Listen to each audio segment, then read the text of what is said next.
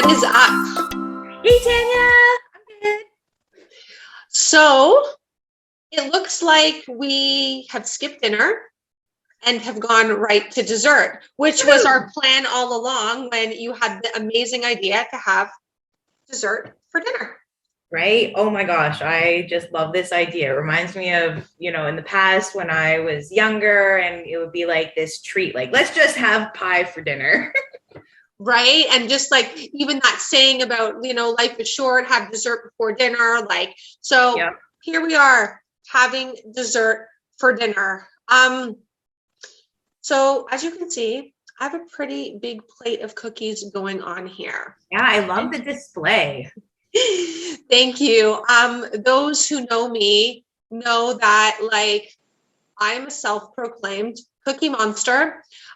Me and my dad loved cookies, and that's one thing we would always have stocked in the house is cookies, and cookies like Chips Ahoy, the rainbow Chips Ahoy, the pirate cookies. Oh, the pirate cookies. Yes. Fudgios, Oreos, even the Voortmans, always, always, always. And you know how most cookies come in whether they were in the box or they were the Voortmans in the tray, they come in rows. Yep. Well, I'll be honest with you, it was nothing for me to sit down and have rows of cookies, not even one row, rows. Yeah. Right? And well, I don't know about you. You know me. I was like the dairy queen. So aside from cheese, I would have my rows of cookie with glasses of dairy milk, which was a big problem for me personally. And it is for a lot of people. We've talked about dairy before, especially conventional dairy, right? Yep, totally. Yep. Yeah. And I just have to say, you are speaking my language. I feel like all those cookies you named are like the cookies of my childhood.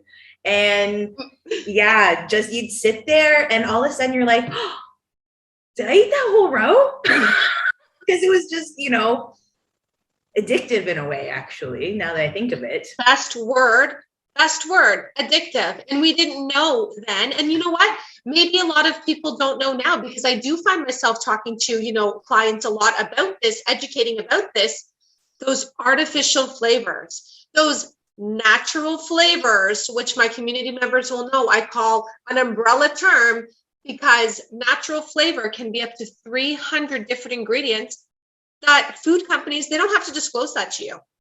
Yeah, and that it's pretty disturbing when you think of it, because it's just seen as just totally okay. And when you really start to look at these ingredients, they manipulate your taste buds. They make you want to eat more and just, change your hormones a little bit. So you're overeating, and it really is a nightmare, especially when I feel like it's a slippery slope. When you get into the cookies and the wrong kind of cookies, it's like you can eat almost the whole thing in one go, and you don't realize it until you're like, ow, why do I feel not good? That's it. Or even sometimes I want to say even worse, because we talk about our bodies always speaking to us. For me, it was even worse, because I wouldn't get I'm not feeling so good. I would get, in an hour, let's have more. So I was really doing a bunch of damage to every single part of my body that we know that I'm still paying for and thankfully repairing today. And we just talked about being addictive. I love how you said that word. That's just one part of the artificial and natural flavors. What about the flours? What about the enriched flours, which are the most processed flours ever? What about the sugars? What about the oils, the soybean oil, the canola oil? Really, any vegetable oil isn't stellar, So all of these components, and eating row after row after row over time. Yeah. I mean, you've really helped me see that, that these, especially when you pile on that many inflammatory ingredients that just, have so many negative health side effects, Yeah, you taught me, how those ingredients and as they build up, it really matters. Thank you so much. That's so important because it's such an important thing that we can pass on to people we know, which is why we love chatting with you guys and inviting you to our tables, because we don't know this. It's not our job to know this. We're lied to continuously by the food industry, who do not have our best interests in mind, who have the best interests in mind of profit. And it's important to be able to empower one another so that we can make the best informed, decisions that have to do with our health and our diet. So like, what do you do when you are empowered and you come to that realization that these ingredients are what continue to cause the demise in your health, and you know that you can't continue putting these ingredients into your body, and you love cookies, do you give up cookies? Right? It's a trick question, because you don't give up cookies. You just really learn to remake them and see them in a different way, which is exactly, again, going back to what I talked about, why I always have cookies in my freezer. So would you like to know a little bit about what I'm going to have for dinner? Yes. So again, the reason I have these cookies, I control the ingredients, I control the size, I control everything that goes in here. And every single cookie that I design and develop is a way to layer nutrition in. So not only are we cutting the crap, I'm like, let's do even better. Let's cut the crap and add and layer nutrients to support the body, right? Yeah, I love that. I love that. Yeah, so here we have, this one is actually brand new. I just designed this one. This is a pumpkin chip cookie. So you can kind of see it's orange. Yes. But not like fluorescent orange, because it's not chemical pumpkin. It's real pumpkin, right?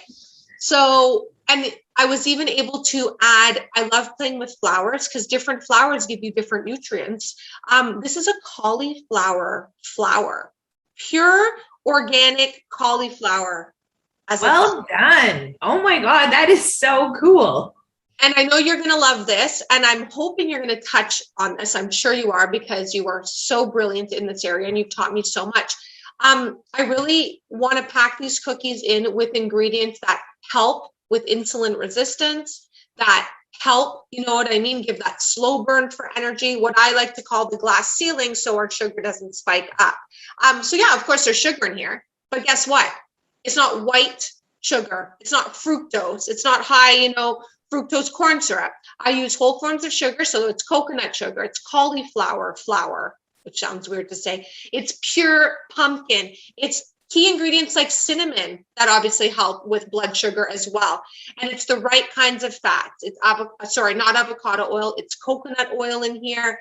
Healthy serving of pumpkin, pure organic pumpkin as well. Tons of fiber, all the good stuff. Amazing. These here, I love that you can also cater to different people, different needs. These are grain-free. Here I used almond flour. Nice. So pure almond flour. My sweetener in here is maple syrup. So as you know, another example of, yes, sugar is sugar, but again, more of a whole form of sugar, and low amount. Very minimal ingredients, some almond extract, and the jam in the middle is Crofters. Have you bought that before? Crofters Organic? Yeah, I love that one. Yeah, use cherry. Nice. Oh my gosh, my mom would love those cookies, I feel like. Oh my gosh, I'm gonna have to send her a batch. These are the OG. I just flung a pumpkin seed. These are the maca chip cookies when I started my food business. So another example of layering nutrition, maca is my jam. It's a beautiful adaptogen, and we know that adaptogens help the body deal with stress, raise our resilience to stress. They help with sleep, they help with hormones, libido. Maca is magic. So why not use maca in a cookie? Because it is something that is heat stable when you're baking. Yeah, and I never thought of that until I tried because these cookies, oh my gosh, I've made these cookies a million times. They're really easy to make. They're so tasty. They totally fill some kind of craving for me. So thank you for those cookies. And I never would have thought of just why not put maca in the cookie? Why not? Wow. why not? And even things in here, again, learning what's heat stable and what's not, it's something that you can learn. I talk a lot about it on my community, or you can work, with nutritionists, things like camu, things like lucuma powder, which people might not even know, which is a beautiful sweetener, but it's also a beautiful super food powder, a fruit that is layered with nutrition, again, and extra fiber. So there's so much hidden in these cookies. So not only are we taking out the crap, but we're adding so much more. And then everything has a spectrum. So these are the least of the healthy of my cookies. But let me tell you, I created these just this week. Yes, I did it. I made an Oreo cookie. Oh my God. Like, okay, I'm so excited to try this because Oreos for sure. I think those are the ones that I would be like most addicted to is the Oreos. Right. And let me tell you, as a plant-based eater, you always see Oreos are vegan. Oreos are vegan. They are. Right. But we've talked about this. They're not good for you. They have canola oil. They have soybean oil. They do have both fructose and corn syrup in there. Their flour is bleached, like it's full of chemicals. You got glyphosate galore. So if you can believe it, the actual cookie part, 3 ingredients. What? 3 ingredients. I used a buckwheat flour because I find that crisps up a lot, and buckwheat is gluten-free and absolutely loaded with plant-based protein, nutrients, etc.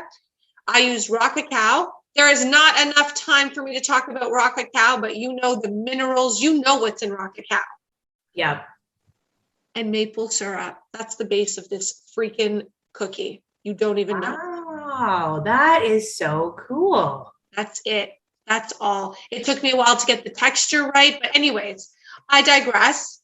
So there might not be as much superfoods in there. But I mean, from what I just told you about the list of ingredients in Oreos, and that was only like 5 probably of the 20, and the ingredients in here. Amazing. Right? Cool. Yeah. Wow. So this is my joy. Cookies, and ones that you can have in the freezer. Because like you said, sometimes you need to pull out a mac and chip cookie at 2 p.m. because you need to fill a void. Right. It's true. It's so true. And then when you do it with the right thing, you don't eat, all of it, and you feel more satisfied. That's what I find. You're actually full. Like, I don't think we could eat. If I packed these in rows, I don't think I could literally eat a row of mac and chip cookies or a row of these like hearty pumpkin cookies. Like, you're just full. And maybe, I think you're so amazing to touch upon this. Maybe you can talk about why we're full when we're eating these ingredients that are stabilizing the blood sugar, that are full of fiber, etc. Maybe you can explain that a little bit more to everybody, because you're amazing at giving those analogies. Totally. Oh, I'd love to. Yeah. Because, talking about blood sugar is it's one of my favorite things. And it's something that is so in our control, I'm going to eat while I listen to you talk. Please, because these cookies. Oh, so yeah, when you're having something like this with all the fiber and the nutrients, you're helping your stomach feel fuller. And what's happening is you're starting to trigger hormones in your body that are saying it's full. These are like natural things in our body that should be functioning. But the problem when you eat the wrong foods is it starts to trigger the wrong hormones or too much insulin. And a lot of these foods, they don't fill up the stomach because they don't have fiber. So we're not getting the hormones from the stretching of the stomach. So that's why you feel that drive to overeat. And at some point, in the future, a couple of hours later, you feel like, oh, I'm so full, but I'm still hungry. And it's like a weird experience. And it really comes down to the hormone balance, and insulin's a big part of it, but there's actually a number of other hormones at play that I just feel like is a little too complicated for a fun dinner. Yeah, no, absolutely. But so that's like, the big part of it. So giving us the general idea, if what you're saying is that certain foods that we eat send signals to the right hormones to let the brain know we full, and the other foods that we're not eating, they don't send that message. No, And and we're I like, say we're it even hungry, gets we're hungry. backwards. I would say it even gets backwards, when you're eating the wrong ones. So literally like the Cookie Monster, because our brain's not getting that message.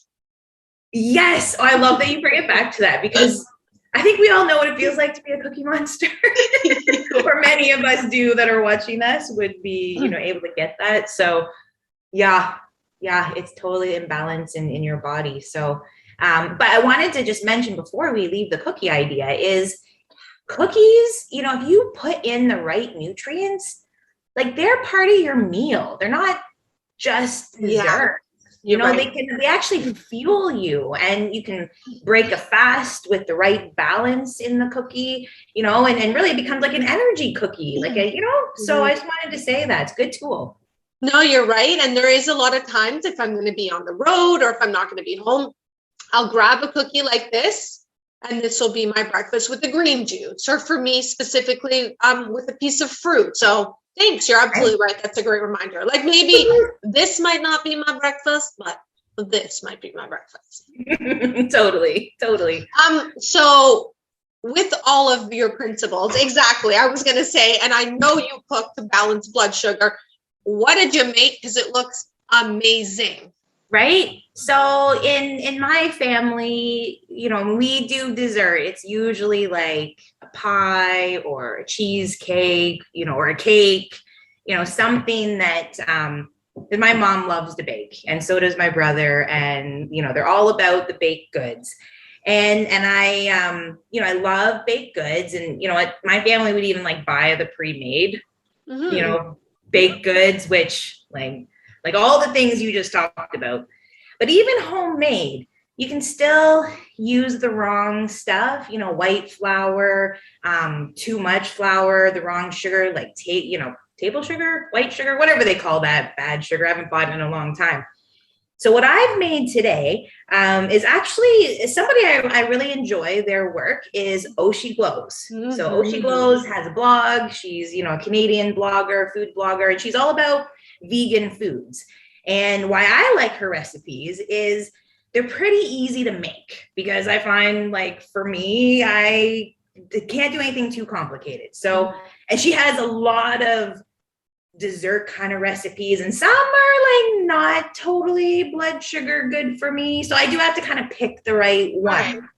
But she had this recipe. It really interested me. It's called salted peanut butter crunch torte. And I was like, ooh, that sounds decadent. And so I wanted to make something a little decadent. And what's in it is and what makes it blood sugar friendly is the fat in it, the healthy fat. So it's got coconut oil, coconut cream. Today I use peanut butter, so it's not as healthy of a fat, but you could use sunflower seed butter. I use sunflower seeds in the crust. There is oat in the crust, and it was really easy. I just did it in the food processor to make the crust, and then melted a few things together for the top, this peanut butter part. Yeah. Into the freezer. So what also is kind of cool is this recipe can stay in the freezer. So you can just like have a piece at a time, because a little square, put it back in. Because I can overeat this stuff too. And all of a sudden I've eaten half a pie. I'm like, oh my God. How did that happen? I swear I didn't do it. Right. So, and then what I have here is a thing I'm working on perfecting, but it is coconut cream, whipped cream. And so the sugar that's in this is maple syrup. So, whole sugar, but it's still sugar. Anyways, I just love coconut whipped cream because I love whipped cream on stuff. And it's so cool that you can make it with a healthy fat, and it's not full of like weird, like unusual chemical fats. And the dessert itself sounds amazing and looks amazing, but I think your coconut cream looks spectacular. Where do you have troubles with the coconut cream? Because I'm sure you're not alone. I'm glad you asked. I feel like it actually, and looking at it, it's not too bad. It's nice. I feel like it could have been a bit fluffier, but maybe I'm just being picky. And I did use my my mixer, the stand mixer, and it definitely, Yeah, because in the past I've done it and it really didn't fluff up and just like a hand mixer. Oh, and I chilled the bowl. That really helped too. That is absolutely That was key. the first time I've ever chilled the bowl. So, you know what? Maybe I'm being hard on myself. I think you are. Because I think I give that cream a 10 out of 10. Like, it looks great from here. So, I mean, hey. I got to try it. I got to have a little bite. I've been dying. This is a new recipe, so I got to try it. Absolutely try it. It looks amazing. And I really like to be able to also find, food bloggers that release recipes, that work for, eating healthier and eat different dietary needs. And the fact that we're all different and that you can identify that not all of her recipes might work for you, but a lot of them do. And that's so important. Mm-hmm. Or sometimes I modify them a little bit too. Exactly. No, for sure. Is it good? It is good. Oh my God, it is good. You know what? Drizzled with some chocolate. Oh my God, this would be like gourmet. Like that's a dream. Peanut butter and chocolate is a dream. So, you know what else is kind of a dream for me? Segueing into dreams, food dreams, as you dreamily eat your dessert. And FYI, I can't have any more cookies right now because I'm full because they're whole food. So, other things. So, the dessert for dinner is a dream. You know what's a dream for me because it's so cozy? Breakfast for dinner. Yes. That we could have like a breakfast for dinner date next week. Yes. Oh my gosh, I love that idea because I love breakfast and yes. Me too. I love breakfast and I love a big elaborate breakfast, but those unfortunately are not usually the breakfast we get to have every day because we usually don't have leisurely mornings, most of us, right, during the week. But when you can slow it down and have that for dinner, you have more intention and more time to put into it. So let's make our favorite breakfast spread for dinner. I love it. Okay, I'm in. I am in as well. And now it's nice to say that it's been a great dinner and I don't feel crappy. I don't have a sugar low. I don't have a sugar high. I literally feel sustained. I'm sure you're feeling the same way considering the ingredients in your dessert. Yep, absolutely. What an amazing thing to know is that we don't have to give up the foods that we love. We can just redesign them and look at them in different ways. Yeah, I love it. Oh, such a great chat today. Thanks so much, Tanya. Thanks, Yaz. I will see you next week for breakfast. Bring it. See you then. Okay.